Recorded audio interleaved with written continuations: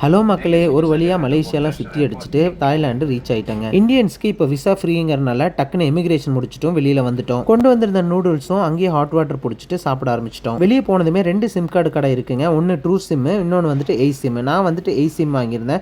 அது 5 டேஸுக்கு அன்லிமிட்டெட் வந்துட்டு இன்டர்நெட் யூஸ் பண்ணிக்கலாம். அதோட காஸ்ட் எவ்வளோன்னு பார்த்தீங்கன்னா 399 பாத். அங்கிருந்து நேராக இந்த கியாஸ்க்கு வந்தீங்கன்னா உங்களுக்கு பட்டாயா போகிறக்கு பஸ்க்கு வந்து டிக்கெட் எடுக்க முடியும். அது டிக்கெட்டோட காஸ்ட் பார்த்தீங்கன்னா 155 பாத்துங்க ஒரு ஆளு. நாங்கள் போகிறக்குள்ள 10 o'clock பஸ் வந்து ஃபுல் ஆயிருச்சுங்க. அதுக்கு அடுத்த பஸ் வந்துட்டு 1 o'clock தான் சொல்லியிருந்தாங்க. அதனால ஏர்போர்ட்லேயே ஒரு லோக்கல் பஸ் பிடிச்சிட்டு இங்கே இருக்கிற மோக்ஷித் பஸ் ஸ்டேஷனுக்கு வந்து வந்துட்டோங்க. அந்த பஸ்ஸில் ஒரு ஆளுக்கு எங்களுக்கு 20 பாத் வந்துட்டு சார்ஜ் பண்ணாங்க. ஏர்போர்ட்ல இருந்து ஒரு லோக்கல் பஸ் பிடிச்சிட்டு இப்போ இங்கே மெயின் பஸ் ஸ்டாண்டுக்கு வந்திருக்கோம். பட்டாயா பஸ் வந்துட்டு இங்கேருந்து கிடைக்கும்.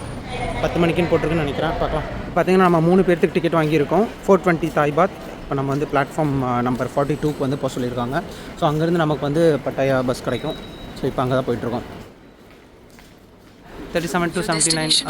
ஸோ இந்த வழியாக தான் நம்ம போகணும். ரோடு கிராஸ் பண்ணி அந்த பக்கம் போகணும்னு நினைக்கிறேன். அந்த ஏரியா எல்லாமே வந்துட்டு 1 to 37 வரைக்கும் இருக்குது. இங்கே வந்துட்டு 58, 62 இருக்குது. கண்டிப்பாக அந்த பக்கம் 42 இருக்குன்னு நினைக்கிறேன். அந்த பக்கம் போய் பார்க்கலாம். திஸ் ஒன் பட்டாயம். I can keep it here, right? 2. That one I can keep it in the hand, right? One second.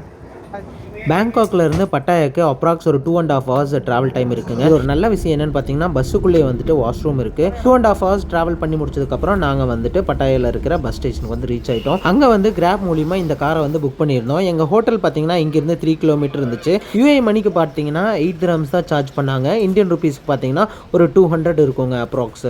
Okay மக்களே, நெக்ஸ்ட் நம்ம ரூமு காஸ்ட் எவ்வளோ என்னங்கிறதெல்லாம் நெக்ஸ்ட் வீடியோவில் பார்க்கலாம். அண்டில் தென் பாய்.